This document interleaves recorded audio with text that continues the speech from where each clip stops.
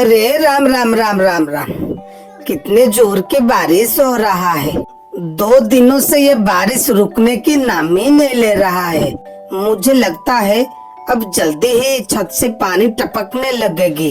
तभी उधर से एक शेर बारिश से परेशान होकर छिपने की जगह ढूंढते ढूंढते उसी किसान के झोपड़ी के पीछे बने तबेले में घुस जाता है, जिस तबेले में उस किसान के कुछ गधे बंधे हुए थे। अंधेरा ज्यादा होने के कारण शेर उन गधों को देख नहीं पाता है और उन्हीं के बीच जाकर खड़ा हो जाता है।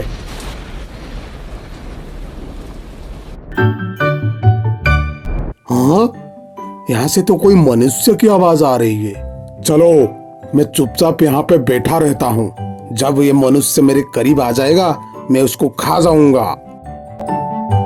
हाय हाय हाय, ये बारिश कब रुकेगी?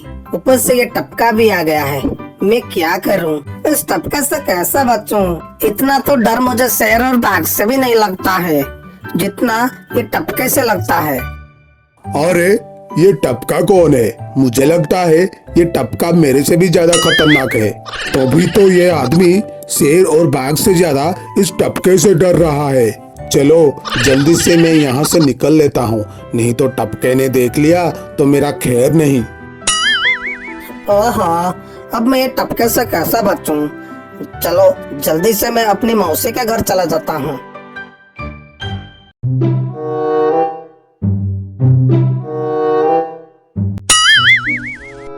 अरे चल चल चल, गधे की औलाद यहाँ छिपा बैठा है। अरे चल जल्दी। अरे ये क्या, जिसका डर था वही हुआ। ये टपका तो मेरे ऊपर हावी हो गया है।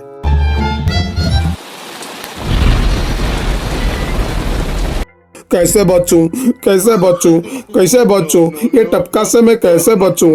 हे भगवान, मेरा सहायता करो, मुझे ये टपका से बचाओ। मैं आज के बाद किसी जीव को नहीं मारूंगा, मांसाहारी से शाकाहारी बन जाऊंगा। प्रभु मेरी सहायता करो प्रभु। शेर को दौड़ते दौड़ते रात से सुबह हो जाती है।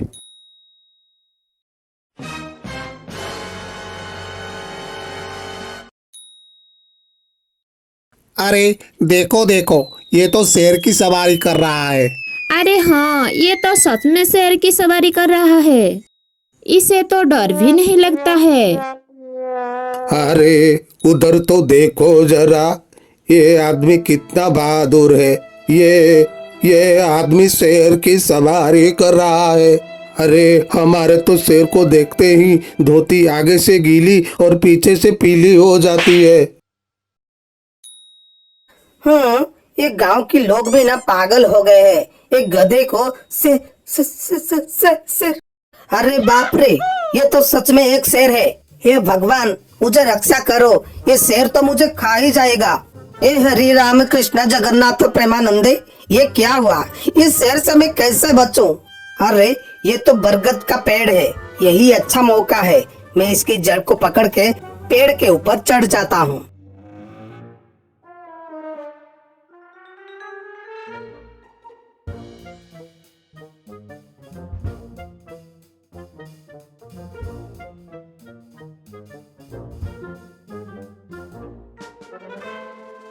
अरे शेर भैया, तुम इतने जोर जोर से भागते हुए कहाँ जा रहे हो?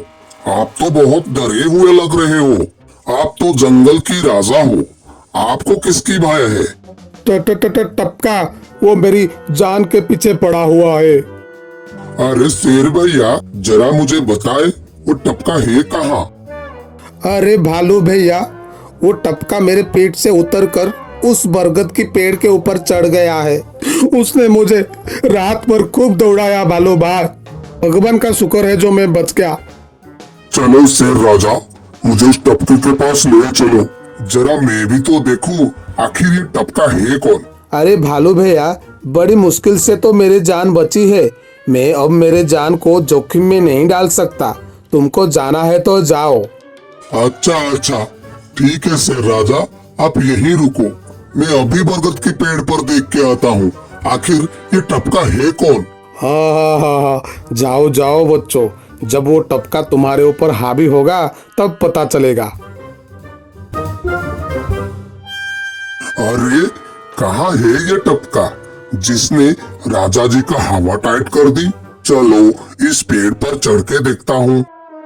अरे बाप रे बाप, शेर क्या अकेले कम था जो ये भालू भी आ गया। मुझे लगता है आज मेरी मौत निश्चित है। भालू उल्टा होकर पेड़ पर चढ़ने लगता है। तभी किसान और जोर से कांपने लगता है। कांपने की वजह से किसान के हाथ से छड़ी नीचे गिर जाती है और उल्टे हुए चढ़ रहे भालू के पिछवाड़े पे घुस जाती है। भालू धड़ाम से जमीन पर गिरता है। Run.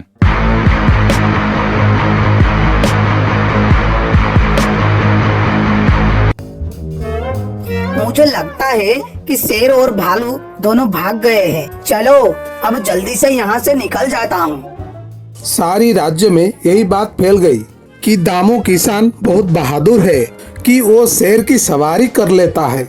कि धीरे धीरे यह बात राजा तक पहुंच गई। महाराज, क्यों न हम पड़ोस के गांव से दामू किसान को बुलवा लेते हैं। वो बहुत ही बहादुर है। उसकी बहादुर की चर्चे तो पूरे राज्य में है। मुझे पूरा विश्वास है कि इस काम को वो जरूर कर सकता है। वो इस दुष्ट शेर को जरूर पकड़ लेगा। सैनिकों, दामू किसान को मेरी दरबार में पूरे आदर से पेश किया जाए। महाराज, आपने हमें याद किया। बताइए क्या काम है। हुजूर, हमसे कोई भूल हो गई क्या हुजूर? नहीं नहीं दामू, तुमसे कोई गलती नहीं हुआ। ये कुछ लोग पड़ोस के गांव से आए हैं। इनका कहना है कि इनके गांव में कोई दुष्ट शेर आ गया है जो इनके पशुओं को उठाकर ले जाता है और मारकर खा जाता है। हमने तुम्हारी बहादुरी के किस्से बहुत सुने हैं। तुम बहुत ही बहादुर हो, इसीलिए मैं तुमको शेर को पकड़ने की जिम्मेदारी सौंपता हूँ। अरे बाप रे बाप, उस बार तो मैं शेर से बच गया था, अब इस बार नहीं बचूंगा। अरे बाप रे, अगर मैं महाराज को सच सच बता दिया कि वो झूठ बोलने के जुर्म में मुझे फांसी पर चढ़ा देंगे। अरे दामू, तुम मन ही मन क्या बड़बड़ा रहे हो? कुछ नहीं महाराज, मैं सोच रहा था कि मैं शेर को कैसे पकड़ूं। ये लो दामू, कुछ स्वर्ण मुद्राएं तुम्हारे काम में आएंगे। क्या करूं, कैसे पकड़ूं उसे? ये महाराज भी मुझे कैसे दुविधा में डाल दिया। क्या करूं? आइडिया। फिर दामू बाजार जाकर एक रस्सी, एक बकरी और एक जाल खरीद कर लाता है। बाबा रे, काम में लग जाता हूँ बाबा। अभी मैं एक गड्ढा खोद लेता हूँ।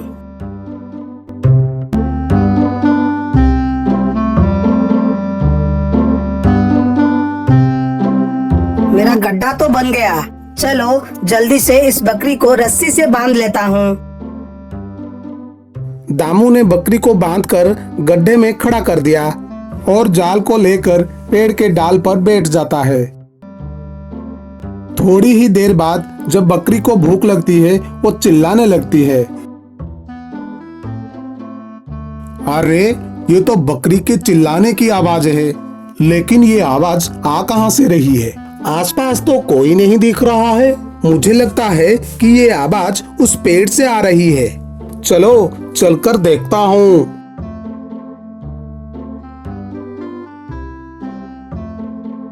अरे वाह, आज तो शिकार मेरे पास खुद चलकर आ गया है। शेर तुरंत ही बिना देर किए हुए गड्ढे में छलांग लगा देता है।